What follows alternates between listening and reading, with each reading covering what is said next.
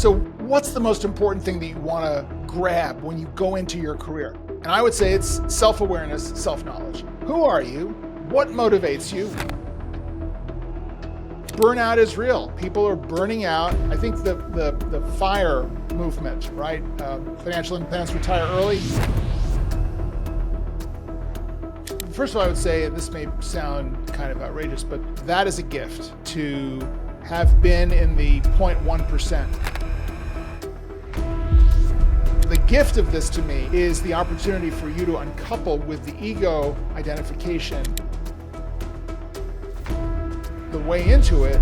That question of what's the most appropriate thing to do at any age is, well, what is it at this stage of your life where you can be of service? What's the most appropriate way for you to be of service?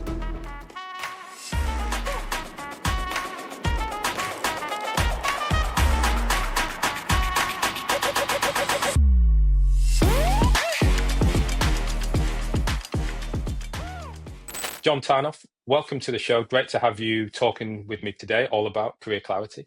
Ryan, I love being here. Let's get into it. Absolutely. Now, John, you and we're going to have a different conversation to normal. This one is definitely going to be, I'm going to say, informative in a different kind of way. Rather than delving into an athletic career and the transitions you've made, really you're here to help unpick and delve into, well, what is a career and how do we navigate careers, in today's world? Yeah. I'll just say, to kind of cater to your audience and to the theme of your show, is that I think we all have to approach careers from an athletic perspective, in the sense that we all need to be in training all the time in order to deal with this very uncertain, changeable career environment that we find ourselves in, where careers are no longer this steady state thing where it's like, well, either you're in a job forever or you're out, right? We have to be more nimble. We have to work on career agility as we would work on physical agility. We have to work on resilience. We have to work on endurance. We have to work on strategy. A lot of things which I think are familiar to serious and professional athletes. Absolutely, couldn't agree more. As you're saying there, the world of career is changing, or the world of work is changing. And whilst typically we talk about athletes being in one career, one sort of focused path, and then having to step out of that, hopefully, in their early 30s, I think what we're recognizing is, well, actually, that is becoming more and more apparent for those who aren't even athletes. That you're not in one job for life. Things are going to continue to change. And like you say, we need to, nowadays, I talk a lot about career literacy. So when I was younger, it was all about financial literacy. You need to understand how to manage your house, do that. Whereas the way that the workforce and jobs are changing, we now need a career literacy. And that's not just for athletes, but that's for everybody. Yeah, absolutely. Absolutely. And I unfortunately, traditionally, we have not been educated in being career literate. We've been leaving it to chance. We've been relying on outdated concepts of career management.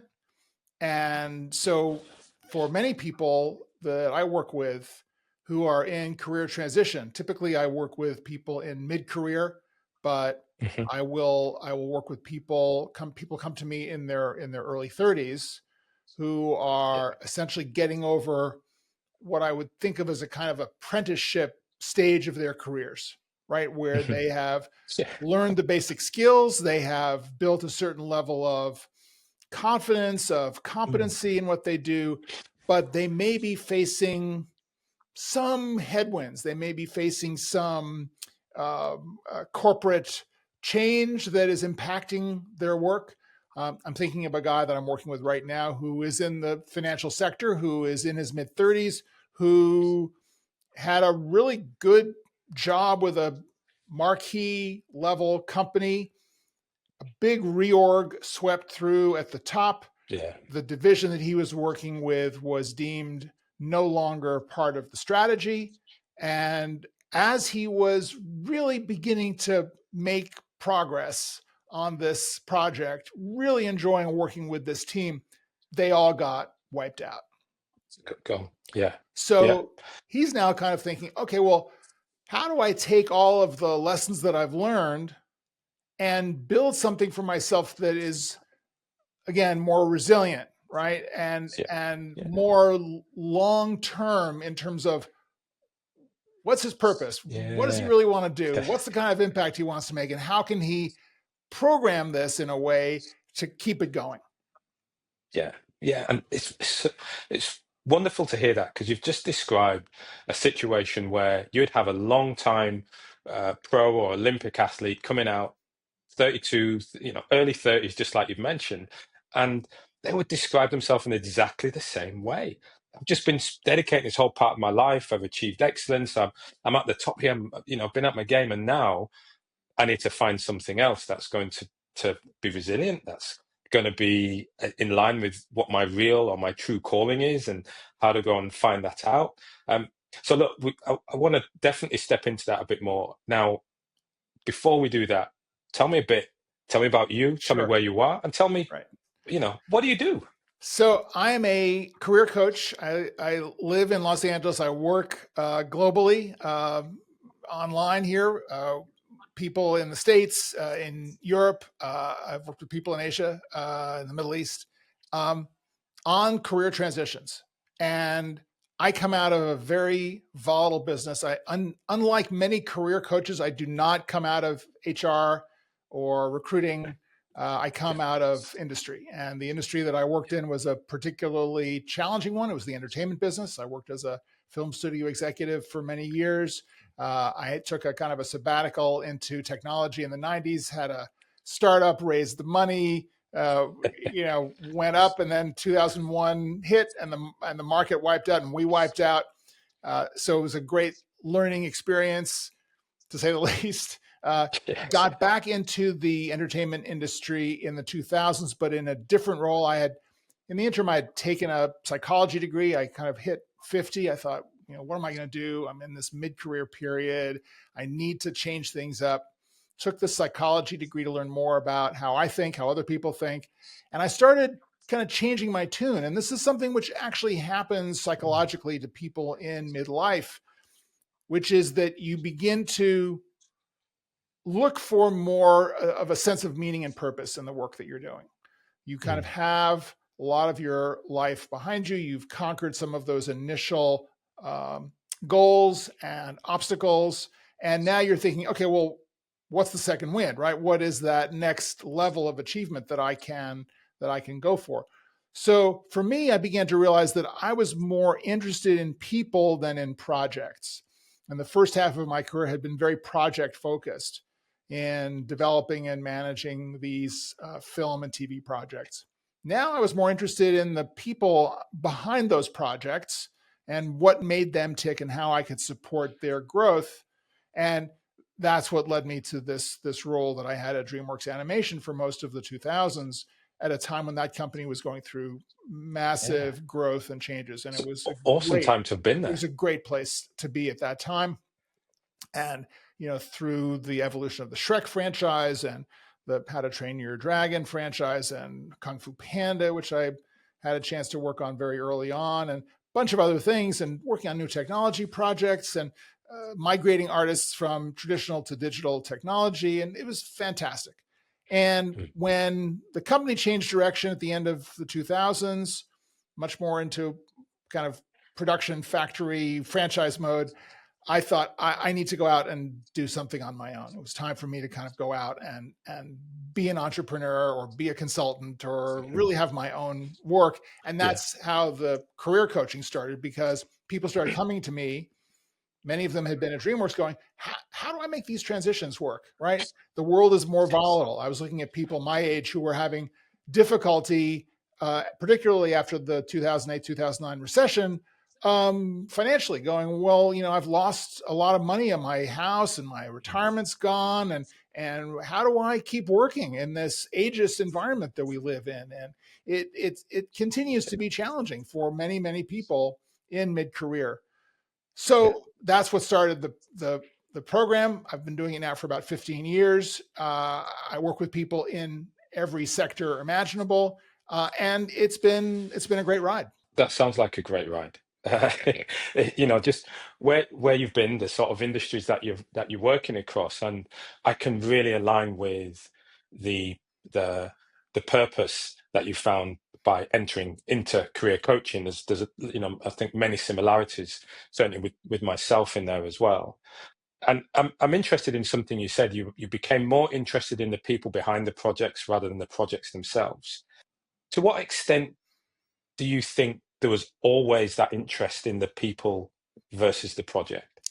I think it's a good question, and I think the answer is yes. And I've thought about this because my first job coming out here was as a talent agent. So I was representing writers and directors, and getting behind their projects and selling them and their projects to studios and networks. Um, and again, it really was the relationships with these Mhm. people and the creative talent that they were advancing that really captured my imagination. So yeah, I think there was always that in the background. There was that interest in people and that enjoyment of working with people. So Yeah. yeah, it's Yeah. consistent. Yeah, and it's those things that are, in um, the sort of hiding in front of us Yeah, often. plain sight. Those yeah, in plain sight. There we go, hiding in plain sight, and it's always in that skill, which I suppose you've certainly developed and honed to. I guess as you work with your clients to sort of tease that out and and get that understanding. And excuse me, you were just talking at the start about one particular client you're working with who is now trying to, I guess, find that purpose and things like that. It's how you said it's becoming more and more like that, and at this mid-career. Actually, I've got another question. I see so many questions coming out. What is mid-career? When is mid-career? Really great question. And I think that has changed a lot. And before Yeah, we got on the call, we were talking about this, and I was mentioning that there was a series that the Wall Street Journal did a few years ago called The 60-Year Career. And yeah, the idea behind that was that, we're used to thinking of careers as a 40-year proposition. You get out of school and you work for 40 years and then you retire. And that is an industrial era model where people are basically working at the same job. You're kind of identified and then locked into the credential that you earn, yeah, and yeah. then you're stamped with that for the rest of your life, So that's right? a job for life. That's And it. you are, I mean, I'm sure we've all gotten this advice. It's like, well, stick to what you know, right? Well, that's a Yeah. very limiting way of looking at things, and I think a lot of people are pushing back against that. Younger Mhm. generations are pushing back against that. It's like, don't define me Yeah. by that, right? I'm more than Yeah. that. And I think that's a really Mhm. healthy Mhm. attitude that we all have to Yes. adopt. So, in the old days, there was this model, right? So the model was you get a good education, it entitles you to work in your career for those 40 years, and then you get to retire because you're too old to work the machines, right? Or or whatever. And Yeah. you're going to die soon, right? Well, that's right. You're gonna Right. you retire. You've So, maybe got a year, right. and then So we you'll don't have to die. pay too much money to kind of keep you alive for those few years. Yeah. Well, that's out the window, right? People are living longer. If you're 60 today, you have a better than 25 to 30% chance of living to 90. If you're younger, the chances of you living to 90 are much greater. So this is the equation. Do you want to spend a third of your life in retirement? Right. Well, Mhm. how are you going to afford it? Number one. Number two, what are you going to do with Yeah. yourself? Right. Number two. Yeah. So there's a new model. And I think that the Wall Street Journal is kind of teasing this idea with the 60-year career, because it's no longer this linear idea of you get out of school, you work, and then you retire. Mhm. I believe, Yeah. and I think this is obvious to anyone, education is lifelong, right? Right. Your In what way? As Well, in in the sense what that you? Yeah. that you always need to be learning because things are changing so much that you need to keep up, right? Yeah. And I think from a self-awareness and self-knowledge point of view, you want to explore what you're capable of, right? And that's Yeah. kind of fun at the end of the day. Learning new things is fun at any age. And I can certainly tell Yeah. you, as someone who is an older person, I'm still mad keen to learn new things because, I don't want to get bored with life with what I already know. I'm always changing things up. And I think that that's a mindset that I want everyone to be encouraged to adopt, right? So Yeah. education is lifelong. So your credential means less, right? The early credential. You want to keep building on that. Yes. Your ability to do something is your real credential today, right? That's why you see people without college degrees starting multi-zillion Yeah. dollar companies because they can do it. Yeah. And so I'm going to sit on that a little bit. Your ability to do, that's the credential, Right. right? So Yeah. from a professional point of view, you're always going to be learning. So what's the Mm. most important thing that you want to grab when you go into your career? Yeah. And I would say it's Mhm. self-awareness, self-knowledge. Who Right. are you? What motivates you? What stimulates you? What sparks your imagination? What sparks your curiosity? Yeah. Cultivate that, right? That's what needs to get you into the workplace and the workforce, is that sense of wonder about stuff. So go Mhm. for that. And then in your career, through these various stages that you're going to be in, where you're learning in this direction, you're changing, you're adapting, you're taking a break, you're learning more about yourself, you're getting involved maybe in raising a family, maybe you're caregiving, maybe you're going back to school again, right? There are all these opportunities. It's not this linear idea where you got to work for the same company, the same job, right, for 40 years, right? It's Yeah. always going to be different. The change, I think, also is that you want to be generative, right? It's not about just showing up 9 to 5 anymore and saying, okay, what am I supposed to do today? And then just doing what they tell you to do. Those jobs, by the way, are going to get replaced by Yeah. AI, right? Absolutely. So you Yeah. need to figure out, where can I make a strategic difference, right?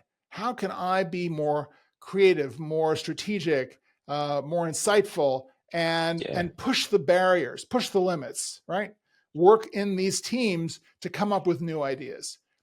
If you do that, if you're generative in that way, then you can sustain your Mhm. career for years and learn new things and go in new directions. And then the Yeah. final stage of the career, as I would propose it, is giving back. The more you know, the more you learn, the more you have to share to help people who are coming up behind you do Yeah. better, right? Pay Mhm. it forward. So that I think is the way we have to look at career today. Yeah. And I think that's an interesting, it is a shift, right? It's a shift on the way we look at the traditional career, in that, like you say, we get our way through school, we do further education, college, vet, whatever it is, but we build that skill so that by 22 we're set for life. Off we go. But that life isn't going to end at 60, 65.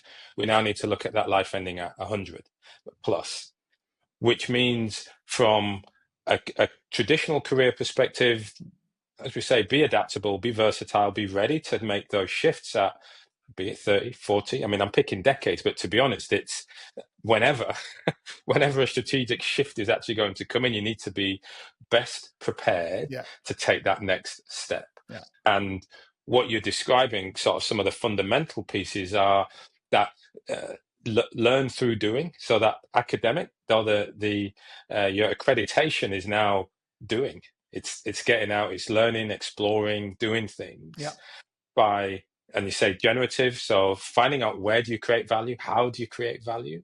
um, it becomes the part that helps you navigate this new career landscape. Yeah, absolutely. Absolutely. And I Yeah. think that goes on until the end, right? Hopefully you want to be doing Mm. this as long as possible. And I think that along with that, I also think, and back to the fact that we're working in an athletic context here, Yeah. there is a certain level of um, physicality that I think is very important for us in career, right? And I think that our bodies, let's do it this way. Our minds work better when our bodies are working better. So there's a lot of conversation today about health span and lifespan. And Oh, right. Yeah. right, It's a new personally, phrase. right, I would Yeah. rather, I'm not so much concerned about my lifespan as I'm concerned about my health span, right? I would Yes. rather Yeah. Yeah. live a life that is more healthy and be concerned about my ability to show up every day Yeah. as a healthy, functional, vital person rather than just the idea of living long, right? Hmm.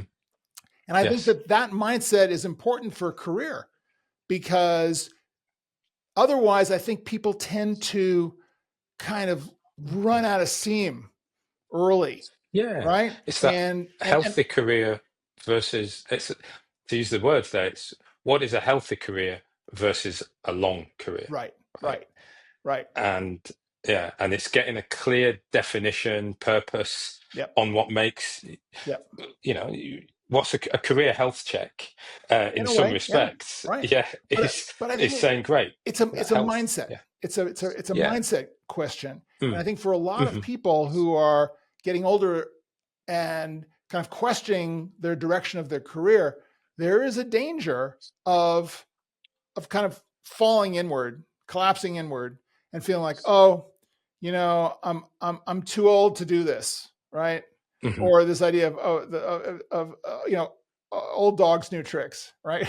yeah, hmm, and yeah, and I reject this categorically. I think yeah, that comes about if we don't spend enough time or focus on our health and hmm, on making health a vital part of our work lives.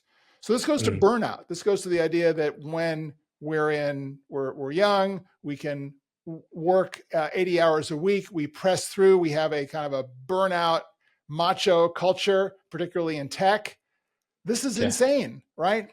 Burnout is real. People are burning out. I think the fire movement, right? Financial independence, retire early. I think a yeah, lot of that, I may get in trouble for this, but I think a lot of that comes from burnout in the sense of, you know, I can't keep going. I can't mm, work at this pace for another 10 or 20 years. I better yeah, I better accumulate as much money as I can early so that I can just relax and rest. Well, yeah, that doesn't work, guys. And I think if you talk to a lot of fire advocates, once they get hmm, there and they make hmm, that bundle of money in their 30s and then they say, oh, I've retired, 5 years later, they're going, I need to get back in. need something, yeah, yeah, they need to be Right. going, and I think that, yeah, that bit, that's again interesting thinking about from that athletic perspective. You've got this Olympic route, professional route, where it is typically full throttle to get on the podium, right? Yep. That, and kind of, we're talking about this burnout, is unsustainable. I mean, not just physically, but mentally is going to be unsustainable, for what is a 60-year, 70-year career, right?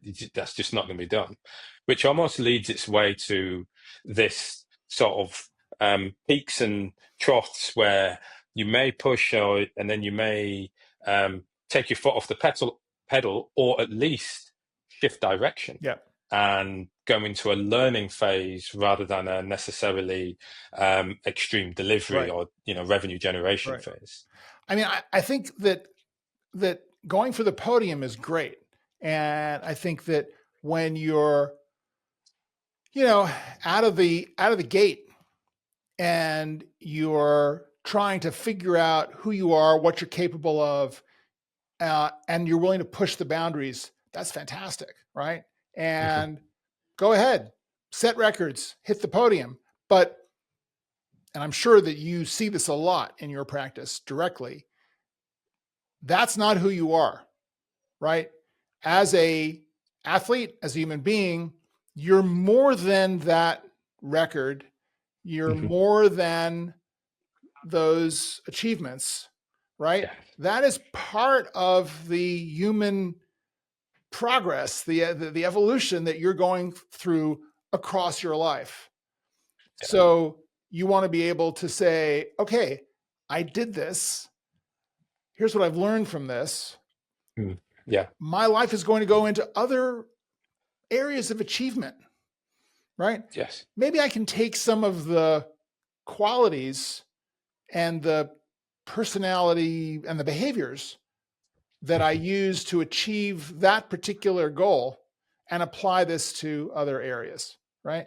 Yes. Yeah. Maybe I can broaden this out to work with other people, to be a leader, right? And help them benefit from the kinds of techniques, behaviors, disciplines that I learned, that I use to achieve this. Yeah. And we can do other things, right? So Mm-hmm. then I think this goes into the ability to begin to define what the career can be after the athletic career, right? Yeah. Yeah.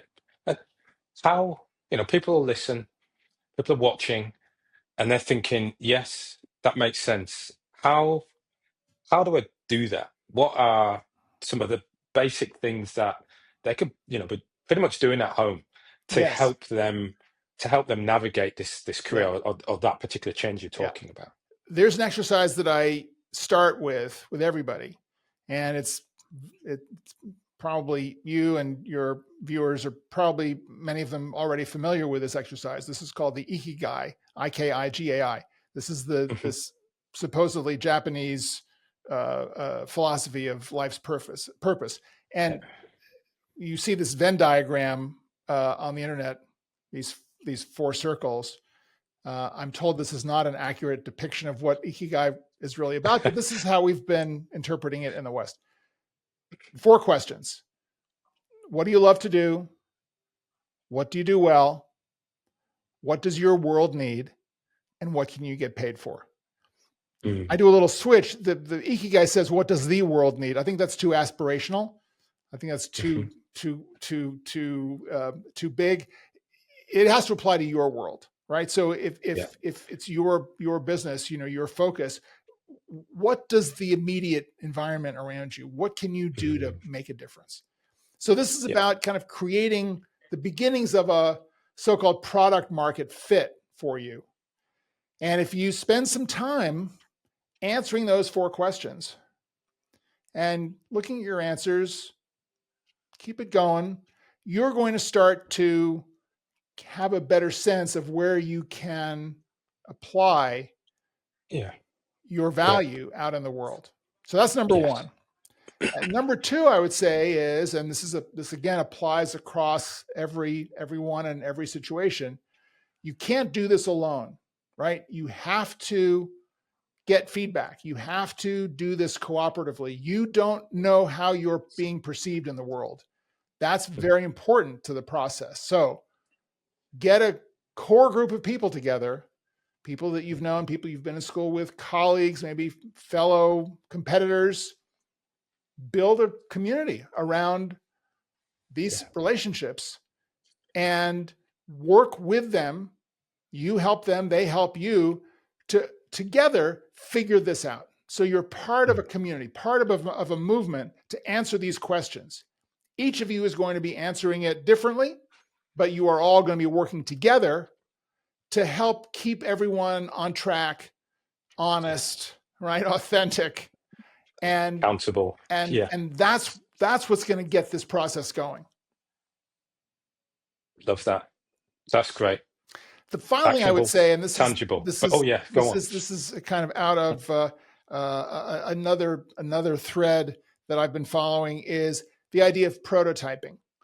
The idea that you can experiment with various options, career options, whether this is conceptual prototyping, where you kind of write out what you think the first year of a particular job in a particular business would be.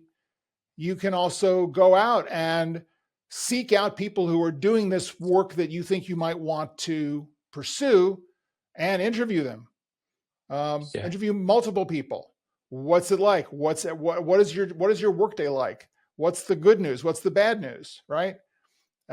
Get a sense of what that could be for you. And then if you want to do internships, or shadowing, spend a day with one of these people and say, can I just kind of sit with you or follow you around for a week and see if this makes sense?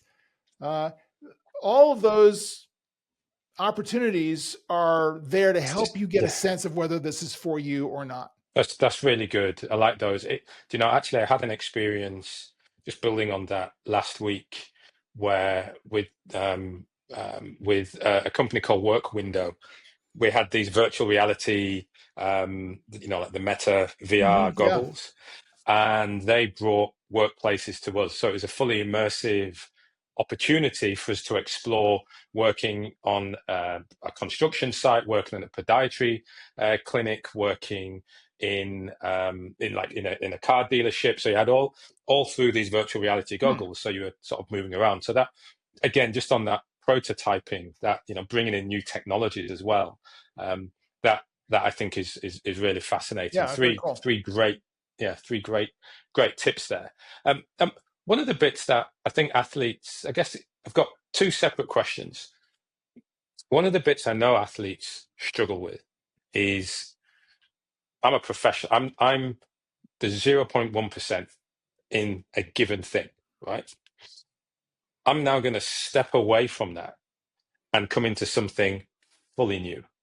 I'm used to, learning, mastery, awesome. And now I'm going to start somewhere at the bottom or near bottom again, which is quite difficult to sort of, I guess that's going to be quite a difficult thing to go through. It is a difficult thing. Having gone there myself, it's a difficult thing to have to go through. But in this new world, this new career structure, we're going to be moving, following our ikigai, following where we're good and where we've got these things, but it might mean we come off that top and have to start and work our way up.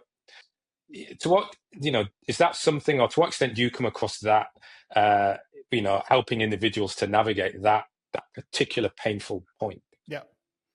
First of all, I would say, and this may sound kind of outrageous, but that is a gift to have been in the 0.1% and now to be forced really to start over and to be in the 99.9% is a gift. Yes. It is the gift of humility. It is the gift of connection to humanity in its entirety. And it is entirely normal. And I encounter this with people in a different stage of life who have achieved high levels of seniority in corporate business and who now are facing a sense of, okay, I've kind of climbed to the top, but I am being pushed aside to be replaced by younger people on the way up, people who were much like I was 5 or 10 years ago. So the time frame is different than it is with athletics, because in athletics we're talking about people who are much younger. There's a compression of time, right? This happens over a much shorter period than it does in corporate. But the idea is the same. You get attached, you identify yourself with that achievement. Again, you're more than that, right? And the gift of this to me is the opportunity for you to uncouple with the ego identification with your achievement and to realize that you are not that achievement. And people are not looking at you, or you really don't want them to be looking at you just in terms of that achievement, because that's not real, right? That's in their heads, right? Your being in the 0.1 is not really about you. It's about them. It's about their sense of, oh, I'm down here, that person's up there. You're just another human being, right? Yeah. You actually want to connect with that person in a different way, not from the point of view of being the God, right? So that's why it's the gift, right? It gives you a chance to kind of get back into what's really important in life. And it gives you a chance to kind of relax and get away from only being limited to that small idea that you're the best in this. What a trap. It's like you describe it as a gift, and at first I'm there and I'm thinking, oh, no, I can't say that. That's like saying, I don't know, it's good luck when it rains on your wedding day or I something. get It's that. like, Yeah. it's like, no, what we're saying is you've got to deal with it. But you're right. The gift, that there is a gift there. There is a wonderful, and we talk about learning, but it's a wonderful learning opportunity. And you brought in two key skills there. One of humility, and just being humble enough to go again. And it kind of gives you therefore an inner sense, or sense of belief in your ability. But then also this emotional connection to be able to connect with individuals who are going to be outside of your typical circle. But that humility and emotional connection. There's another chap Alex, who I do a lot of work with, and he talks about humility and EQ as these two traits that are within athletes. You get knocked down, you get back up, and it's like, yeah, you're humble, like, right, I've got to go again, I've got to keep learning. And it's finding that competency, I don't know if that's the right word, but that competence inside you again um, to go again and reapply yourself in this new field, or Right. this different Right. this different world. Yeah. It's embracing the beginner's mind. Right. And I Yeah. would say that what keeps you, young, whatever that means, but it keeps you kind of vital and energized, Yeah. is the willingness to surrender the achievement, to surrender the Mhm. attachment. I mean, this is getting very Zen here, but I think it works. Your ability to let go of that achievement, let go of the value of that achievement, and to embrace what's next is really important as a cornerstone of real success. And it's interesting. It brings up a quote that someone gave me a long time ago. It's a quote from the playwright Eugene O'Neill, and it Mhm. really just shocked me when this guy told it to me. But I'll say it. I use it often because it's so powerful. And the quote is, "Those who stop at success and do not push on to the greater failure are the true spiritual middle classers. How petty their dreams must have been." And that just rocked my world when I first heard it, because it's really radical, right? This Yeah. idea of pushing beyond success into failure. And Mm. a lot of Silicon Valley culture is about embracing failure and pushing through failure to Yeah. find success. And I think there's a lot of validity to that. And I think particularly for people who are high achievers very early in life, again, Yes. Yeah. this is an opportunity. Yeah. That's right. I must admit, I was chatting with failure. To what extent is failure truly accepted outside of sport? Right. And the I think the way we're getting to that is more, yeah, we talk about it's good, go out, fail, and start again, go out and fail and start again when it comes to business and things like that. But there's an ego, there is a human part of us that says, oh, it's good to fail within my terms.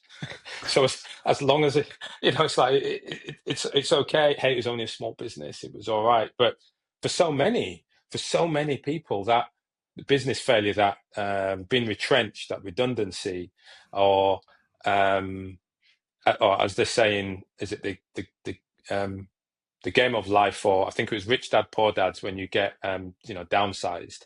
But when you that failure is actually really hard, and many people don't get past that. They That's don't right. overcome that, That's right. right? And that's really hard. Yeah. You know? Well, I mean, Um, this gets into all sorts of psychology, around shame, and self acceptance, and mm, the willingness to essentially own the pain of the failure, yeah. and Yes. Yeah. really look at your expectations for yourself and the judgment that you have burdened yourself with. And in many cases, people who are achieving a lot are running from their Yeah. own fear of failure. And Yes.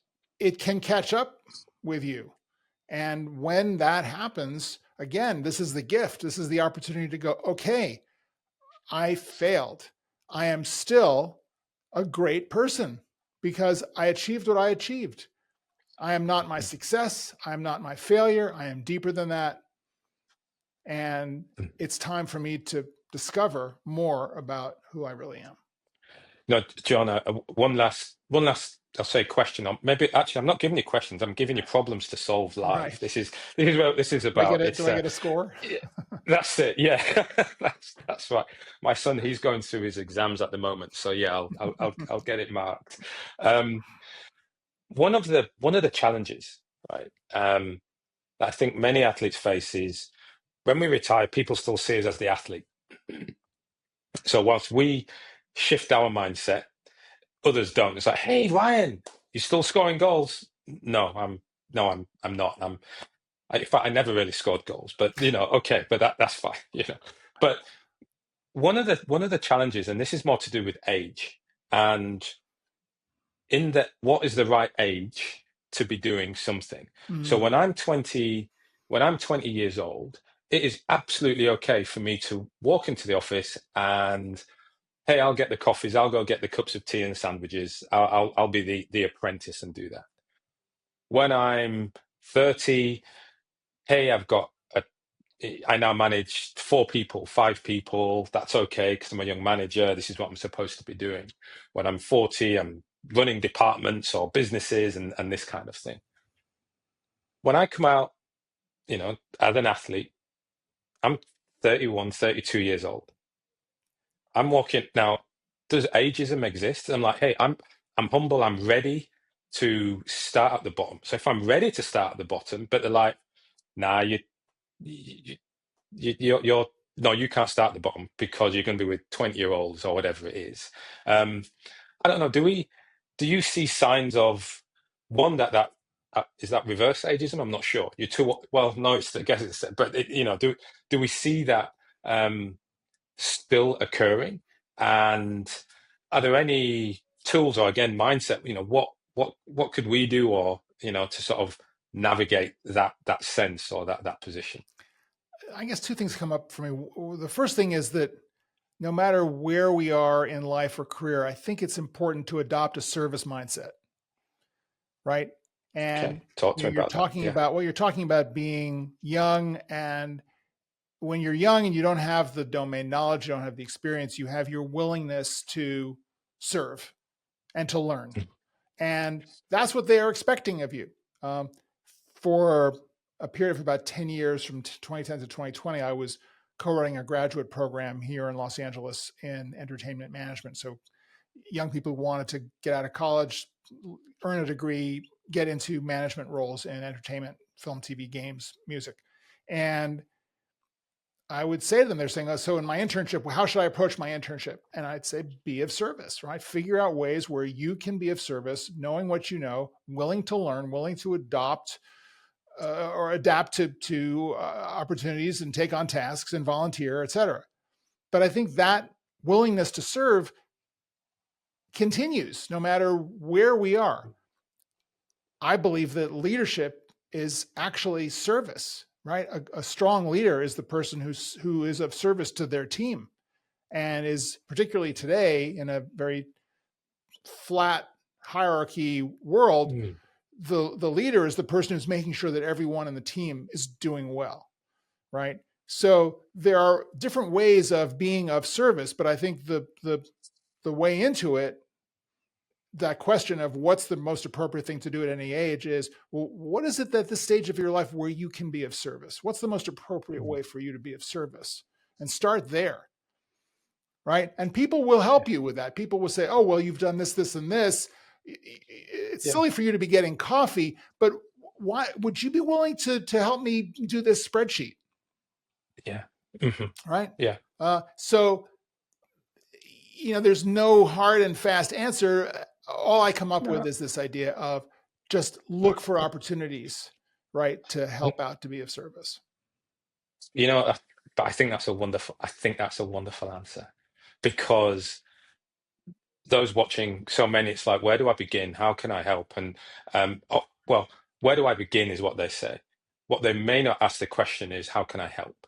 So when they want to get an experience, as we said, prototype or do something, how can I best help?